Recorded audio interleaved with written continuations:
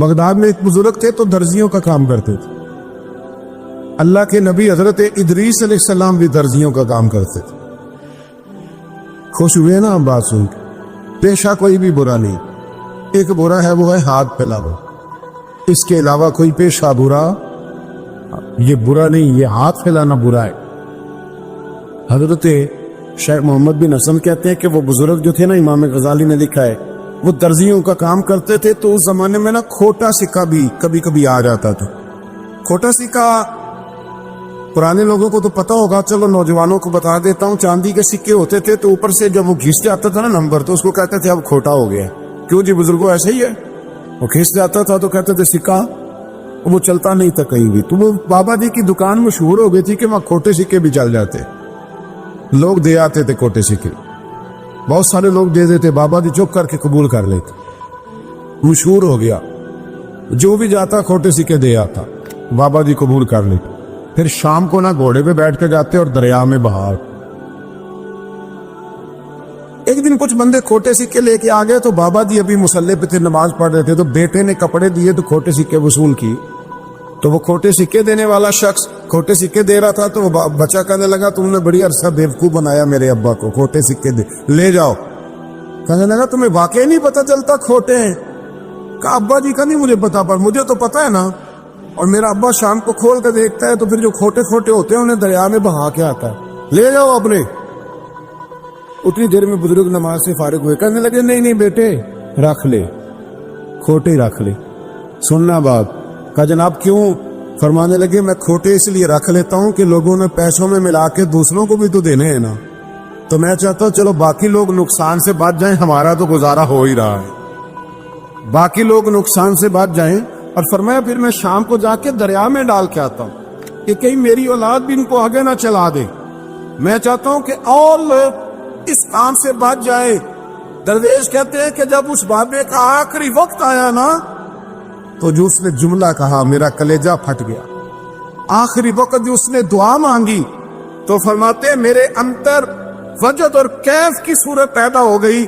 فرماتے ہیں ان بزرگوں نے اپنے آخری وقت دعا مانگی, اے اللہ میں نے ساری زندگی کھوٹے سکے قبول کیے تاکہ تیرے بندے شر سے بچ جائیں, تو یا اللہ تو بھی اس کھوٹے سکے کو قبول فرما. اللہ میں نے کھوٹے سکے قبول کیے, کھوٹے, تاکہ تیرے بندے تکلیف سے بچ جائیں. تو مالک میں بھی کھوٹا ہی ہوں, اللہ تو بھی اس کھوٹے کو قبول فرما لے. اور یہ دعا مانگ کے نا تو کبھی روتے کبھی ہنستے. لوگوں نے کہا کیا ہوا؟ کہتے ہیں لگتا ہے رب نے کھوٹا سکہ قبول فرما لیا, لگتا ہے کہ اللہ نے کھوٹا سکہ قبول. لوگوں کو تکلیف سے بچائیں. ہمارا وجود یارو مطلب کیا ہو جائے گا 2 منٹ کے لیے سمجھ لیں کیا ہو جائے. یعنی اگر آپ بڑے غصے سے باہر آئے اور پاپڑ بیچنے والے پہ آپ نے غصہ نکال لیا سارا, میں رات کی ڈیوٹی کر کے آیا ہوں, تھکا ہوا ہوں, اور تو پاپڑ بیچنے آ گیا, تم لوگ بڑے نالائق ہو, بدتمیز ہو. آپ نے یہ سخت جملے کہہ دیے, چپ کر کے وہ آدمی معذرت کر کے گزر گیا. وہ تو سارا دن پریشان رہے گا نا کہ میری غریبی کا مذاق اڑا ہے. مطلب ہو کیا گیا, ہوا کیا اگر اس نے کوئی بات کر لی. ہم نے ارادہ کرنا ہے کہ ہم نے آسانیاں دینے کی کوشش کرنی, ہم نے لوگوں کو تکلیف نہیں دینی, ہم نے کسی کو آزمائش میں مبتلا نہیں کرنا, ہم نے کوئی ایسا کام نہیں کرنا جس کی وجہ سے لوگ سمجھے کہ یہ آدمی بوجھ بن گیا. کبھی بوجھ نہ بنے. یارو معراج کی بات کرنے کا تو اب وقت آیا ہے, اس لیے کہ معراج کا سارا واقعہ تو مسجد اقصی کی گرد گھومتا ہے. سبحان الذی اسری بعبدہ لیلا من المسجد الحرام الی المسجد الاقصی. حضور نے معراج کی رات مسجد اقصی میں نماز پڑھائی تھی, اور ایک بار پھر سے طیبہ سے فلسطین میں آ, راستہ دیکھتی ہے پھر مسجد اقصی تیرا. ایک بار حضور گئے تھے مکے سے مسجد اقصی, اور پھر حضور فرماتے ہیں جب میں واپس گیا نا تو کفار نے جو کہ مسجد اقصی دیکھی ہوئی تھی تو مجھ سے پوچھنا شروع کر دیا کہ مسجد اقصی کی کھڑکیاں کتنی ہیں, دروازے کتنے ہیں, پلر کتنے ہیں. جب انہوں نے سوال جواب کیے تو حضور فرماتے ہیں کہ رب کریم نے مسجد اقصی کو اٹھا کے میرے سامنے رکھ دیا. میں دیکھتا جاتا تھا, بتاتا جاتا تھا, کہہ لوں بات کر لوں.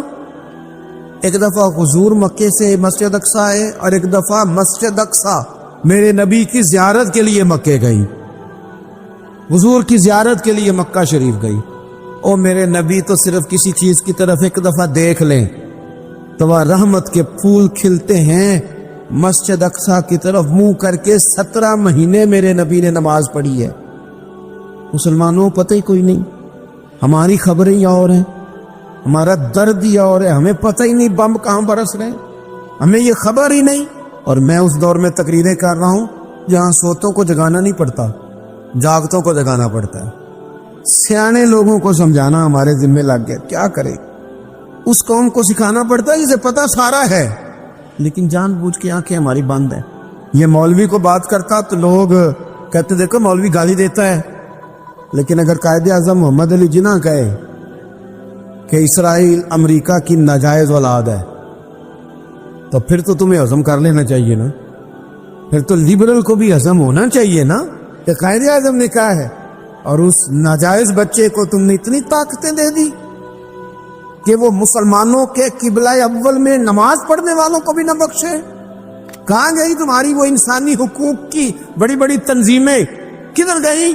اور میرا پاکستانی میڈیا سے بھی سوال ہے، چند دن پہلے سیالکوٹ میں ایک واقعہ ہوا، ناانصافی ہو گئی جی، ناانصافی ہو گئی جی ایک بی بی کے ساتھ۔ ہر بندے نے شور مچایا، بڑے بڑے طوفان اٹھتے ہیں، کیوں ہوا جی کیوں ہوا؟ تو مسجد اقصی کی توہین ہو گئی تو پھر طوفان کیوں نہیں اٹھا؟ ٹاک شو کیوں نہیں ہوئے؟ بحثیں کیوں نہیں ہوئی؟ میں اس موم بتی مافیا کا کیا کروں؟ ان لبرل لوگوں کا کیا کروں؟ ان کے سپورٹروں ووٹروں کا کیا کروں؟ ان سیاسی جماعتوں کے کارکنوں کو کیا نام دوں کہ جو ان فضول بحثوں میں تو وقت ضائع کرتے ہیں، اور وہ مسجد اقصی جس کے بارے میں میرے نبی پاک صلی اللہ علیہ وسلم سے ایک صحابیہ نے پوچھا تھا، یا رسول اللہ مسجد اقصی میں نماز پڑھنا کتنا کو بہتر ہے باقی نمازوں کے مقابلے میں؟ تو حضور نے فرمایا 1000 گنا بہتر ہے۔ بی بی عرض کرنے لگی، سونیا میں جا تو نہیں سکتی، دل بڑا کرتا ہے۔ حضور نے فرمایا جا نہیں سکتی تو وہاں تیل ہی بھجوا دے، جس میں حاضری لگوانے کی حضور بات کریں جس مسجد میں۔ اور نبی پاک علیہ السلام نے فرمایا خاص کر کے سفر کرنا ہوا تو 3 مسجدوں کے لیے کرنا، ایک مسجد حرام بیت اللہ کے لیے، ایک مسجد نبی کے لیے، اور تیسرا مسجد اقصی۔ ایک بات بڑی ضروری ہے، وہ میں نے آپ سے ضرور کرنی ہے۔ ایک آیت ہے قرآن پاک کی سورۃ بقرہ پہلا سپارہ آیت نمبر 120۔ اللہ تعالیٰ نے ایک حد بیان کر دی، فرمایا وَلَن تَرْضَىٰ عَنْكَ الْيَهُودُ وَلَا النَّصَارَىٰ حَتَّىٰ تَتَّبِعَ مِلَّتَهُمْ۔ فرمایا یہ یہودی اور عیسائی تم سے ہرگز راضی نہیں ہوں گے۔ یہ قرآن ہے، اور سادہ ترجمہ تفسیر کی بھی ضرورت نہیں۔ یہ معاہدے کر لیں، محبت کے وعدے کر لیں، یہ تم سے راضی نہیں ہوں گے۔ کب راضی ہوں گے؟ حتی تتبع ملتہم، یہاں تک کہ تم ان کے دین کی پیروی کرنے لگ جاؤ۔ میرا جب پہلی دفعہ پاسپورٹ بنا تو میں نے سارا پڑھا، کتابیں پڑھنے کا شوق تھا شروع سے۔ اس کے ہر صفحے پہ لکھا ہے کہ سوائے اسرائیل کے، یعنی آپ پوری دنیا میں یہ سبز ہلالی پاسپورٹ لے کے جا سکتے ہیں، خبردار اسرائیل آپ یہ پاسپورٹ لے کے نہیں جا سکتے۔ یعنی اتنی نفرت کسی ملک سے کہ اس پر لکھ کے چھاپ دیا ہر صفحے پر کہ یہ پاسپورٹ سوائے اسرائیل کے ہر ملک کے لیے کارآمد ہے۔ میرا سوال ہے عرب کے ان لیڈروں سے جنہوں نے اسرائیل کے ساتھ معاہدہ کیا، مجھے بتاؤ تمہیں فلسطین کی بیٹیاں بھول گئی نا ساری کی ساری؟ تمہیں وہ ماں بھول گئی نا جو مسجد اقصی کے دروازے پہ کھڑی ہو کے چیخیں مارتی تھی اور کہتی تھی کوئی علی کو خبر کرو کہ میری بچیاں قید میں ہیں؟ اور بھول گئی؟ تمہیں وہ بہن بھول گئی نا جس پر شراب کی بوتل انڈیڑتے تھے اسرائیل کے فوجی؟ وہ آپ کو ابھی بھی ویڈیو مل جائے گی، وہ انڈیلتے تھے شراب کی بوتلوں سے، پکڑتے تھے، دست درازی کرتے تھے، اور وہ بیٹی کہتی تھی یا رحمت للعالم۔ بھول گیا تمہیں وہ سارا کچھ؟ تم نے 1 منٹ لگایا اور تم معاہدہ کس سے کروا رہے ہو؟ امریکہ کے صدر سے؟ اتنا ظلم کیا تم نے، اتنا قاتل کے ساتھ معاہدہ؟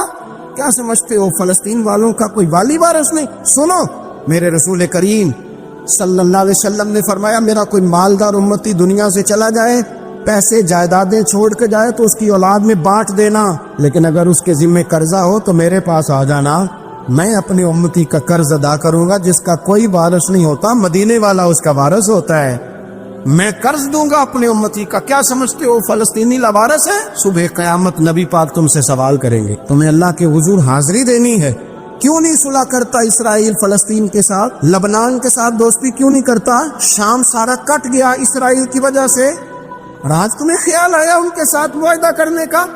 ہمیں سبق پڑھاتے ہو خدا سے ڈرو۔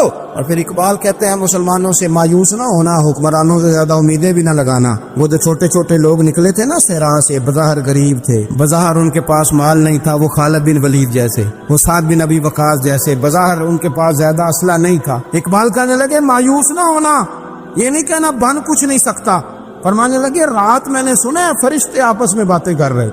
واہ اقبال، تیرا بھی انداز کتنا نرالا ہے۔ کہنے لگے رات فرشتے آپس میں باتیں کر رہے تھے، میں نے سن لی ہیں۔ بھلا وہ کیا کہہ رہے تھے؟ یہ سارے لوگ نا خالد بن ولید، سعد بن ابی وقاص، یہ صحرا کے رہنے والے، اور اس وقت کی سب سے سپر پاور روما کہلاتی، الٹ پلٹ کے رکھ دی ساری رومی سلطنت۔ تو اقبال کہنے لگے رات فرشتے آپس میں باتیں کر رہے تھے کہ سنا ہے پاکستان کے، ہندوستان کے مسلمان جوان مایوس ہو گئے۔ کہنے لگا نہ مایوس ہونا، نکل کے صحرا سے، جس نے روما کی سلطنت کو الٹ دیا تھا، نکل کے صحرا سے۔ گرمی دیکھو اس شعر کی، ولولہ دیکھو اس مرد کا جو مصور پاکستان ہے، نکل کے صحرا سے جس نے روما کی سلطنت کو الٹ دیا تھا، سنا ہے میں نے یہ قدسیوں سے، وہ شعر پھر ہوشیار ہوگا۔ وہ کل باتیں کر رہے تھے کہ بہت سارے ان میں سے پھر جاگ گئے اور بڑی جلدی وہ بلاک بنائیں گے، سنا ہے میں نے یہ قدسیوں سے کہ وہ شعر پھر ہوشیار ہوگا، وہ آئے گا میدان میں، نکلے گا۔ لوگ بیچارے عقیدتوں اور محبتوں کا خراج دیتے رہیں گے، لیکن وہ حصل ما فی الصدور، جب قیامت میں پردہ کھلے گا، وہ قیامت میں پردہ کھلے گا۔ میں نے کہا تھا کچھ میں پہلے، پھر بات دہراتا ہوں، ایک درویش شخص ہیں، وہ کہتے ہیں میں زندگی میں کبھی نہیں کام پا، پر ایک طوائف مجھ پہ راشا طاری کر گئی۔ طوائف کہتے ہیں میں نے جبہ کبا پہنا تھا، طوائف میرے پاس سے گزر رہی تھی، تو میں نے اس کو کہا کہ بچے باز آ جا، اللہ اللہ کیا کر، چھوڑ دے۔ تو اس نے نقاب آگے کر لیا، کہنے لگی بابا میں تو آپ کی بات پر عمل کروں گی، پر ایک جملہ کہنے کی اجازت ہے؟ تو میں نے کہا بیٹی کہہ لو۔ تو کہنے لگی بابا میں تو جو نظر آ رہی ہوں نا وہی ہوں، جو نظر آتی ہے وہی کہلاتی ہوں، تو بتا تو جو کہلاتا ہے وہ جو نظر آتا ہے وہی کہلاتا ہے کہ کچھ اور بھی ہے؟ تو کہلاتا کچھ ہے اور بنا ہوا ہے کچھ اور، تو بھی دیکھ کے تو وہی ہے جو تو کہلاتا ہے۔ کیا حساب نہیں دینا لوگوں نے؟ باہر نہیں آئیں گی یہ ساری چیزیں؟ اتنا بڑا دھوکہ، اور کوئی چیز نہیں ملی استعمال کرنے کو۔ جب الیکشن آیا تو اسلام زندہ باد، جب الیکشن آیا تو اسلام زندہ باد، اور اس کے نام پہ ووٹ اور اس کے نام پہ سارا کچھ۔ اور جب تھوڑا سا اللہ تعالیٰ خیر فرمائے حالات بدل گئے، 2-3 سیٹیں مل گئی، تو پھر کسی بھی حکومت کے پاس جا کے 2 وزارتیں لے لی۔ میرے پاس بھی لوگ آتے رہتے ہیں، ہماری قوم کو سب کو سیاستدان بنا دیا گیا ہے۔ اس طرح سیاستدان کا کوئی پتہ نہیں نا کس پارٹی کا ہے، اس طرح عوام کا بھی اب یہ سارا نفاق ان لوگوں نے برپا کیا، یہ ان لوگوں نے لوگوں میں بات اچھالی ہے۔ لوگ بھی اس کو بھی کہہ دیتے ہیں تیرے ساتھ ہیں، اس کو بھی کہہ دیتے ہیں، کیا کریں ان کے شر سے بچنے کے لیے ایسا کرتے، ورنہ شر پھیلاتے ہیں لوگ۔ ایک صاحب میرے پاس آ گئے، اب جب آپ کے پاس کوئی شخص آتا ہے تو آپ دروازہ تھوڑی بند کر سکتے ہیں، آ گئے ملنے کے لیے۔ انہوں نے آ کے نہ موبائل نکالا، کہنے لگے 100 سے زیادہ تقریریں ہیں آپ کی تقریر سنے بغیر میں سوتا نہیں، آئے سیاسی مقصد کے لیے، میں آپ کی تقریر سنتا ہوں۔ میں نے کہا اللہ آپ کو جزائے خیر دے، مجھے تو پوری دنیا سے لوگ کہتے ہیں تقریر سنتا ہوں، چلے مہربانی ہے، مجھے تب فائدہ جب کوئی تقریر سن کے اثر بھی کرے، تو چلے خیر آپ کہہ رہے ہیں تو اچھی بات ہے۔ انہوں نے اس پر اور تھوڑا زور دینا شروع کیا، تو کئی دفعہ نا تکلیف ہوتی ہے کہ یار آپ کیا سمجھتے ہیں سامنے والا پاگل ہے، بیوقوف ہے، اور جو ساتھ لے کے آنے والے ہوتے ہیں وہ بھی خیال نہیں کرتے ہم کیا کہہ رہے ہیں۔ آپ پاگل سمجھ رہے ہیں سامنے والے کو کہ آپ جھوٹی تعریف کریں گے سامنے والا مان جائے گا؟ ڈرنا چاہیے اللہ تعالیٰ سے۔ یہ بڑی تقریر، آپ وہ جو آپ نے ایک موقع پہ کہا تھا، میں نے اسے کہا، میں نے کہا صاحب آپ نے 10 دفعہ کہا ہے تو میں نے سن لیا ہے، لیکن مجھے 1% بھی خوشی نہیں کہ آپ مجھے سنتے۔ یہ کام آپ الیکشن کے بعد آ کے میرے ساتھ کرتے تو مجھے بڑی خوشی ہوتی، مجھے تسلی ہوتی کہ آپ واقعی مجھے سنتے ہیں۔ یہ کیا بات ہوئی؟ پتہ نہیں اب آپ کس کس کو جا کے یہ کہیں گے، کس کس کے ساتھ آپ یہ زاویہ نگاہ لگائیں گے جو تجھے دیکھ کے پھر کسی اور کو بھی دیکھے۔ जो तुझे देख के फिर किसी और को भी देखे, तमाशाई है वो, तालिबे दीदार नहीं। तो मैंने कहा आप तमाशाई बन के ना आए, मेहरबानी फरमाए, जाएं कहीं और जाके। क्या समझा लोगों ने, जिस तरह का मूड आएगा जिसके साथ आप जाएंगे। अब तो इतना माहौल अजीब हो गया, पहले को किसी बुजुर्ग से मिलता था ना, किसी को नेक समझ के तो कहता था हजरत मेरे लिए दुआ करना, अब को मिलता तो कहता हजरत जी उन्हें वेख्या जे तुम्हारी सेल्फी लेनी है। ये कौन सा दीन, आप मजहब के नाम पे भी वही मुलम्मा साजी, वही बनावट। तो जब राज खुलेगा, हुस्सिला मा फी सुदूर, जब सीनों की चीजें बाहर आई, मैं कहता हूं आज राज खुल जाए मुश्किल हो जाता है। लोग वजाहतें देते फिरते, जब कयामत में राज खुलेंगे सबसे पहले दीनदार शख्स को देखना चाहिए। मेरे नबी पाक अलैहिस्सलाम ने फरमाया सबसे पहले जहन्नम में रियाकार आलिम दीन को डाला जाएगा। आलिम को सबसे पहले दोज़ख में डाला जाएगा, इसलिए कि उसने अपना कद ऊंचा करने के लिए दीन को टिश्यू पेपर बनाया था। ये तो बात हो गई दीनदारों की। एक सियासतदान ने नारा लगाया, उसने कहा रोटी दूंगा, कपड़ा दूंगा, मकान दूंगा। एक बाद में फिर आ गया, उसने कहा तहफ़्फ़ुज़ दूंगा। एक तीसरा आ गया, उसने कहा मैं फलां कर दूंगा। आते रहे लोग, बेचारे मजबूर हैं, परेशान हैं। हमारे मुल्क में पीएचडी करने के बाद लोगों ने चाय के ढाबे बनाए हुए हैं, लोग आजमाइश का शिकार हैं। किधर जाएं? सियासतदान के पीछे लग गए, लोगों ने नारे भी लगाए, लोगों ने अपनी जेब से पोस्टर भी उसके बनवा के चिस्पा किए, सारी उसके पीछे लोग लग गए। अब हमें तो नहीं ना पता था कि वो तो गरीबों के जज्बात से खेलकर अपना कद ऊंचा करने जा रहा है, वो तो हवस इख्तिदार का पुजारी है, वो तो सिर्फ कुर्सी के लिए लोगों के जज्बात से खेल रहा था। उसने तो इतने जबरदस्त नारे इसलिए सिखाए थे कि लोग मेरे पीछे लग जाएं, किसी की मजबूरी का नाम लेके उसे पीछे लगा के फिर वो अपने जाती मुफादात लेना चाहता था। अल्लाह फरमाते हैं दुनिया में तो धोखा दे लेगा, पर वह हुस्सिला मा फी सुदूर, मैं राज खोल दूंगा। एक हदीस सुनाने लगा जो आपने रट के याद करनी है, कर लेंगे इंशाअल्लाह। बोलिए सारे, कहिए इंशाअल्लाह, कर लेंगे याद माशाअल्लाह से। सुने, अबू दाऊद शरीफ में, तिरमिजी में हदीस है, नबी पाक अलैहिस्सलाम ने फरमाया कुछ लोगों की पुश्तों पर अल्लाह क़यामत में झंडे गाड़ देगा। पुश्त होती है ना, पुश्त, मखद, सुरीन, इस पर अल्लाह झंडा गाड़ देगा, वजूद के साथ लगा देगा। हदीस सही अर्ज कर रहा हूं, हजरत अनस बिन मालिक रज़ी अल्लाह तआला अन्हु हदीस के रावी है, फरमाया झंडा पुश्त के साथ गाड़ दिया जाएगा, ऊंचा झंडा होगा कद से। तो लोग सारे कहेंगे या अल्लाह ये कौन है, कौन है ये? तो रब करीम फरमाएगा ये अपनी कौम का गद्दार है, ये अपनी कौम का, इनके झंडे यहां नहीं लगेंगे, इनके झंडे वहां भी लगेंगे। मेरे नबी पाक अलैहिस्सलाम ने फरमाया गद्दारों की पुश्तों पे अल्लाह झंडे लगाए और ये झंडे लगेंगे, और जब लोग पूछेंगे ये कौन है, तो कहा जाएगा वो ये है जिसको कौम ने अमानतदार समझ के सरबराही दी, पर ये गद्दार निकला। कौम ने एतमाद किया, अमानतदार समझ कर ये गद्दार निकला। याद रखना तुम्हारे झंडे लगेंगे। आज तुम्हारी गाड़ियों पे सरकारी झंडे हैं, आज तुम्हारी बड़ों बाजारों पर सरकारी झंडा है, कयामत में तुम्हारी पुश्त पर गद्दारी का झंडा होगा, गद्दारी का। और मेरे नबी पाक अलैहिस्सलाम ने फरमाया गरीबों को अल्लाह कुव्वत दे देगा, और जो तकब्बुर करने वाले थे उन्हें अल्लाह कीड़ियों की शक्ल अता करेगा, चींटियों की शक्ल, कीड़े मकोड़े बना देगा, और गरीब पैरों के नीचे मसल के जाएंगे। वक्त थोड़ा रह गया। वहुस्सिला मा फी सुदूर, फरमाया तुम्हारे सीने के सारे राज अल्लाह बाहर निकाल दे, फाश हो जाएगी, हर चीज खुल जाएगा, सारा आईना बाहर आए, तुम्हें वो सारा कुछ भुगतना है।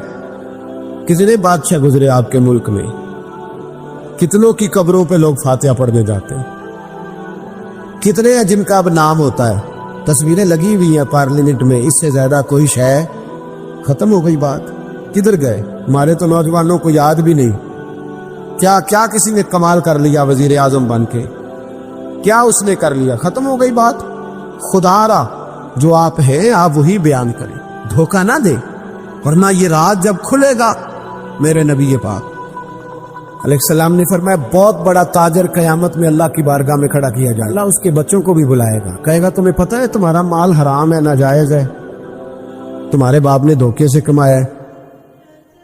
تو نبی پاک علیہ السلام نے فرمایا، امام سیوطی نے حدیث لکھی ہے، نبی پاک فرمانے لگے وہ اولاد اپنے باپ پہ مقدمہ کر دے گی، وہ جن کو دیا گیا نا کہ وہ والا پلاٹ بھی تیرا، وہ والا بھی تیرا، وہ والا بھی، وہ مقدمہ کر دے، وہ کہیں گے اے اللہ ہم نے اسے کہا تھا ہمیں ناجائز مال دے، اس سے پوچھ اس نے کیوں کمایا۔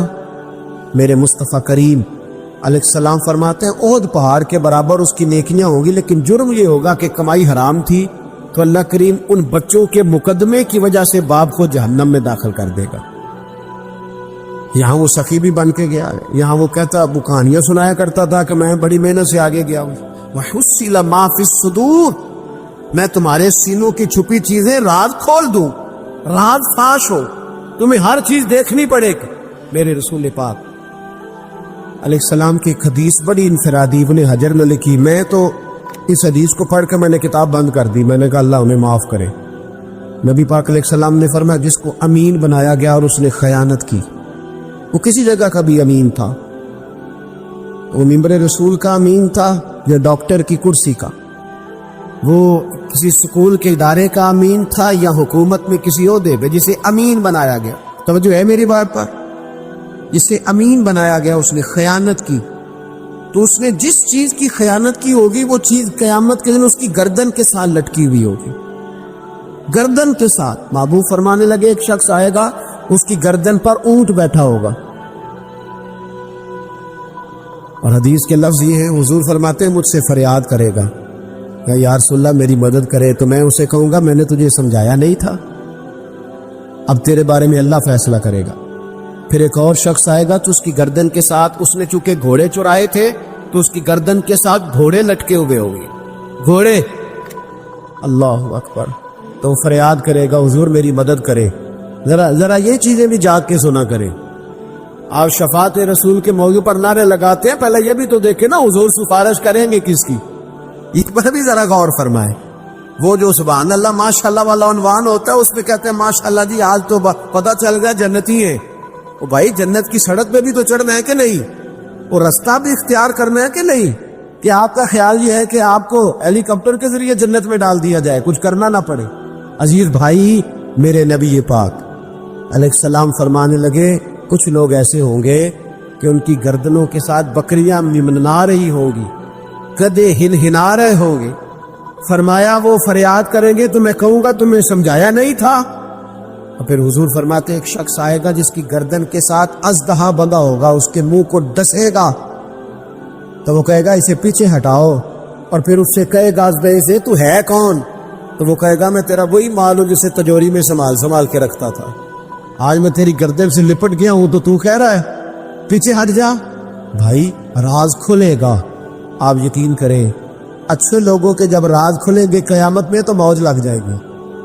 راز صرف بروں کے نہیں کھلیں گے، اچھے لوگوں کے بھی راز ہے۔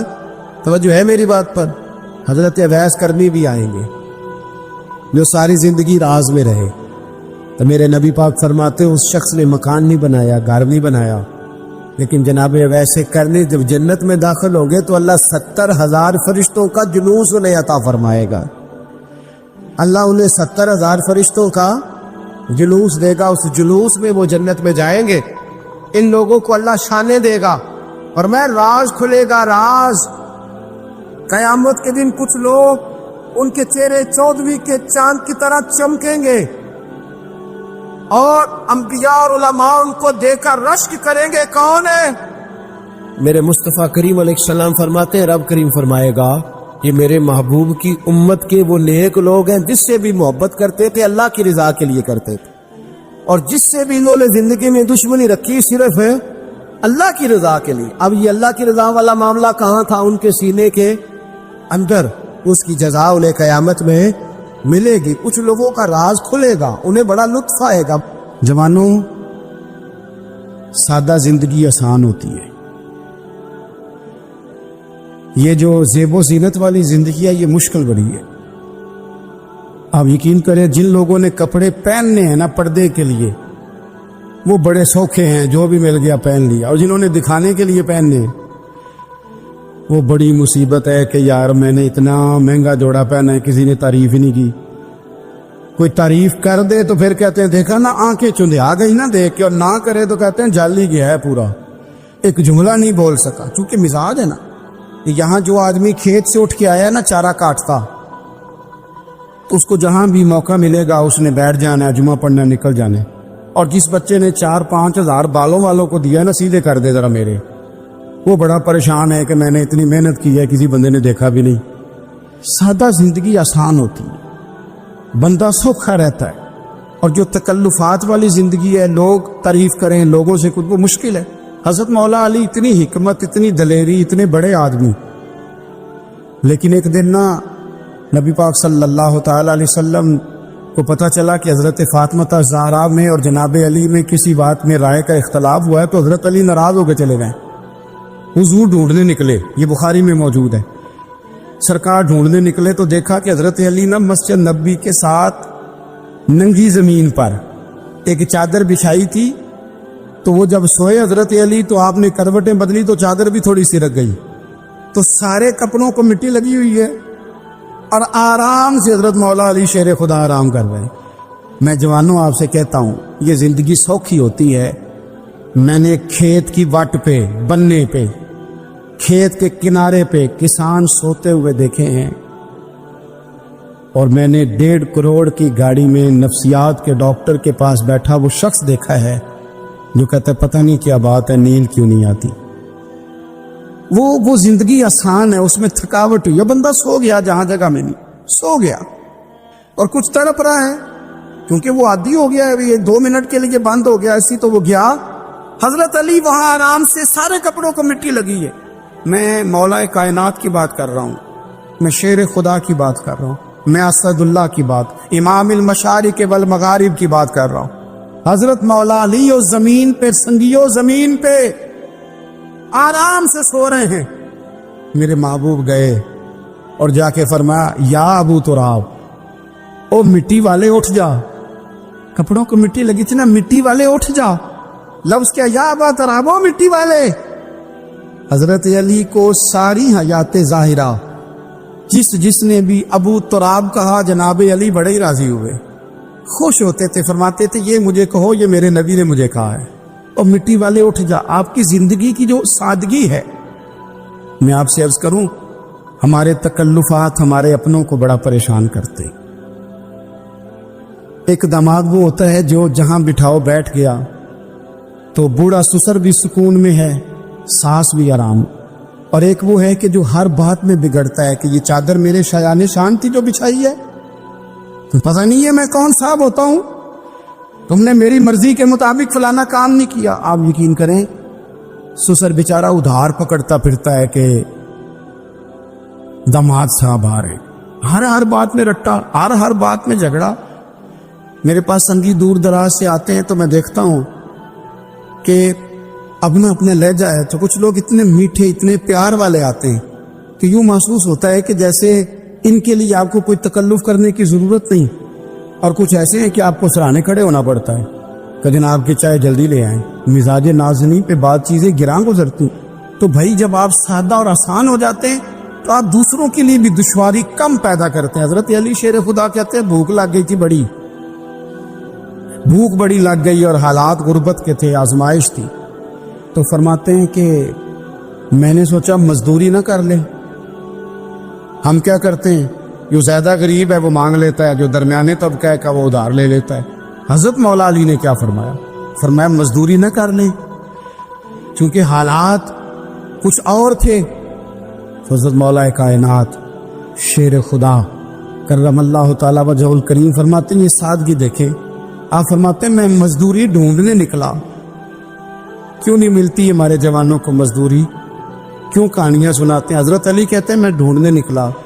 ایک عورت کو میں نے دیکھا کہ اس نے کچھ مٹی نکال کے رکھی ہوئی ہے، تو اسے تر کرنا چاہتی ہے. پرانے زمانے میں مٹی میں پانی ڈال کے اسی سے لوگ کام لیتے تھے، اسی سے دیواریں بن جاتی تھی. ہم گھارا کہتے ہیں اپنی زبان. تو وہ گھارا بنانا چاہتی ہے لیکن پانی نہیں نکل رہا اس سے نا. اس نے کنویں سے پانی نکالنا، نکل نہیں رہا. تو حضرت مولا علی شیر خدا کرم اللہ تعالی وجہ الکریم فرمانے لگے میں نے اس بی بی سے کہا کہ میں پانی نکال دوں، مزدوری دو گی؟ اس نے کہا میں بھی مزدوری تلاش کر رہی تھی، ایک پانی کا ڈول آپ نکالیں گے اور مٹی پہ ڈالیں گے تو ایک کھجور دوں گی۔ حضرت علی فرماتے ہیں گرمی بڑی سخت تھی، میں نے 16 ڈول پانی کے نکالے، 16 برتن بھر کے پانی نکالا اور اس مٹی پہ ڈالا، پھر میں ہاتھ دھو کے آیا اور اس خاتون کے پاس بیٹھا تو اس نے مجھے، او مزدورو کمزور کمزور پڑتے ہو، پیچھے پیچھے ہو کے بیٹھتے ہو، خیال بناتے ہو کہ ہم کوئی کمزور لوگ ہیں، یہ دیکھو میں کن کی بات کر رہا ہوں، جن کا پیار ایمان ہے، جن کی محبت ایمان ہے۔ حضرت مولا علی شیر خدا تمہیں سبق دے رہے ہیں کہ حکمت، دانائی، بہادری اور پھر سادگی۔ مجھ سے کئی دفعہ لوگ پوچھتے ہیں آپ کے والد صاحب، تو میں نے کبھی جھجک کے نہیں بتایا، نہیں میرے ابا پروفیسر نہیں تھے، میرے ابا پیر نہیں تھے، میرے والد صاحب جو تھے وہ عالم نہیں تھے، لیکن مجھے فخر ہے جب ان کا انتقال ہوا اور میں انہیں غسل دے رہا تھا تو اس وقت بھی ان کے ہاتھوں پہ چھالے تھے، اس لیے کہ وہ مزدور تھے، وہ محنت کرتے تھے، انہوں نے جیبیں کاٹ کے روٹی نہیں کھائی، انہوں نے ہمیں جو کما کے کھلایا ہے وہ محنت اور مزدوری کا ہے۔ میں ناز سے کہا کرتا ہوں الحمدللہ میں کسان کا بیٹا ہوں، میں اس کا بیٹا ہوں جو دھرتی کا سینہ چیر کے اناج اگاتے تھے۔ اور میں نے دیکھا ہے کہ جب بڑولے میں میری اماں گندم بھرنے لگتی تو میرے والد صاحب فرماتے تیاں تیاں دا حصہ بھی کٹ لیں، غریباں دا بھی کٹ لیں، فلاں دا بھی، کہ فلاں آدمی دی گندم عید کی تھوڑی ہوئی ہے، وہ 2 بوریاں ادھر بھی بھیجنی ہے۔ تو وہ جو غریبی کی سخاوت تھی اور وہ جو سادگی کی سخاوت تھی، اس کے اندر جو رانائی تھی اور اس کے اندر جو جذبہ اور شوق تھا، مزدور کا بیٹا پیچھے پیچھے جاتا ہے اور وہ گھبرا کے زندگی گزارتا ہے، تمہیں تو سار اٹھا کے جینا چاہیے۔ اس لیے کہ حضرت مولا علی شیر خدا کہتے ہیں میں مزدوری کر کے کھجوریں کما کے لایا، اور لا کے نہ تو میں نے اکیلے نہیں کھائی وہ، کیونکہ قحط کا دور تھا، حالات اور تھے، فرماتے لا کے حضور کو پیش کی۔ میں نے کہا حضور یہ کھجوریں ہیں، تو کریم نے پوچھا کہاں سے آئی ہیں؟ میں نے عرض کی حضور بھوک بڑی لگ رہی تھی تو مزدوری کے لیے نکلا، تو ایک عورت نے اپنے مٹی کو پانی لگانا تھا تو میں نے محنت کر کے یہ 16 کھجوریں کھائی ہیں۔ تو کہتے ہیں حضور زمین پہ بیٹھے تھے، مجھے بھی ساتھ بٹھا لیا، کھجوریں ہم نے وہاں رکھ لی، بڑے شوق سے میٹھی میٹھی باتیں بھی ہونے لگی۔ یہ تو جو لوگ روز کھاتے ہیں نا گوشت، وہ تو نخرے کرتے ہیں، کہتے ہیں وہ جناب یہ چیز مجھے ہضم نہیں ہوتی، کولیسٹرول ہے فلان، پیچھے لے جاؤ پیچھے۔ لیکن کبھی آپ دوپہر کو مزدور کو روٹی کھاتے دیکھیں، اور جس طرح ہاتھ دھوتا ہے اور پونے کو 4 لگ جاتا ہے سارا جو وہ باندھ کے لایا ہوتا ہے، اور لیکن جب وہ کھا کے کھانا اچار کے ساتھ آسمان کی طرف دیکھتا ہے، لفظوں میں نہیں، کیونکہ لفظ تاثیر سے بنتے ہیں تلفظ سے نہیں، اہل دل آج بھی ہیں اہل زبان سے آگے، وہ جو لہجے سے رب کا شکر ادا کرتا ہے تو اس کی آنکھوں کی روشنی بتاتی ہے کہ جو اس نے کھایا ہے اس نے رب کا شکر بھی صحیح کر کے ادا کیا ہے، پھر اٹھ کے کام۔ تو حضرت مولا علی شیر خدا کہتے حضور نے مجھے وہیں بٹھا لیا اور رغبت سے کھجوریں کھانے لگے۔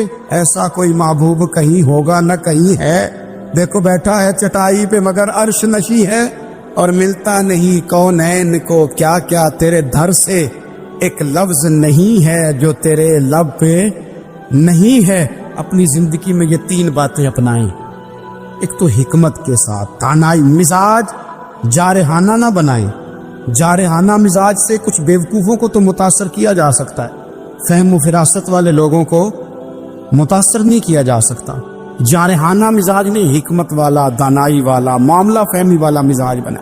اور دوسرا، کمزور نہیں پڑے زندگی میں، اپنے آپ کو خود حوصلہ دیں، اپنے آپ حوصلے میں ہوں گے تو آپ کے ارد گرد لوگ تسلی میں ہوں، آپ اپنے مزاج میں دلیری لائیں۔ اور تیسری بات، زندگی کو سادہ کریں، یہ سادہ ہوگی آپ کے لیے، آپ کے گھر والوں کے لیے، سب کے لیے آسانی ہو۔ جو آدمی گھر جاتا ہے اور مصیبت کھڑی کر دیتا ہے نا میں آ گیا ہوں، تو اس کے گھر والے بڑے پریشان ہیں، اس کے بچے یہ دعا نہیں کرتے ابا جی گھر آئیں، بلکہ یہ دعا کرتے ہیں کہ یہ آئے ہیں تو اللہ جانے کب جائیں گے۔ حضور کو مکہ بھی بڑا ہی پیارا ہے، اس شہر سے بھی رسول کائنات کو بڑی ہی محبت، لیکن پتہ ہے مسلمانوں کو مدینے سے اتنا پیار کیوں ہے؟ یہ محبت ذاتی نہیں، یہ بھی خدائی ہے، یہ نہ اللہ کی دی ہوئی، مالک کی عطا ہے۔ حضور نے دعا فرمائی مدینے کی محبت کے لیے، نبی پاک نے، جو ہمارے سینے مچلتے ہیں، دل تڑپتے، ہماری اولادیں روتی ہیں، ہم سب کچھ قربان کر کے بھی اس شہر نور میں جانا چاہتے، تو یہ خدائی فیصلہ ہے، اللہ کی پیدا کی ہوئی محبت ہے۔ حضرت سیدہ عائشہ صدیقہ رضی اللہ تعالیٰ عنہ فرماتی ہیں، بخاری مسلم میں موجود ہے، فرماتی ہیں جب رسول پاک صلی اللہ علیہ وسلم مدینہ تشریف لائے تو حضرت ابو بکر صدیق رضی اللہ تعالیٰ عنہ اور حضرت بلال حبشی رضی اللہ تعالیٰ عنہ کو نا بخار ہو گیا، تو فرماتی ہیں چونکہ دونوں کو بخار تھا تو ایک روایت میں تو یوں بھی ہے کہ حضرت بلال نا مکے کے فراق میں شعر بھی پڑھتے تھے۔ انسان اپنے علاقے سے پیار کرتا ہے نا، تو مکہ مکرمہ کے فراق میں جدائی میں اشعار بھی کہتے تھے۔ حضرت عائشہ صدیقہ رضی اللہ تعالیٰ عنہ کہتی ہیں ان دونوں کا بخار کا حال مجھے معلوم ہوا تو میں حضور کی بارگاہ میں گئی، میں نے عرض کی یا رسول اللہ صلی اللہ تعالیٰ علیہ وسلم، جناب صدیق اکبر کو بھی بخار ہے، سیدنا بلال حبشی کو بھی، میرے دوست کو چاہیے تو یہ نا کہ بیماری کی اطلاع ملے تو شفا کی دعا ہو، پر کریم محبوب دلوں کے حال جانتے ہیں نا۔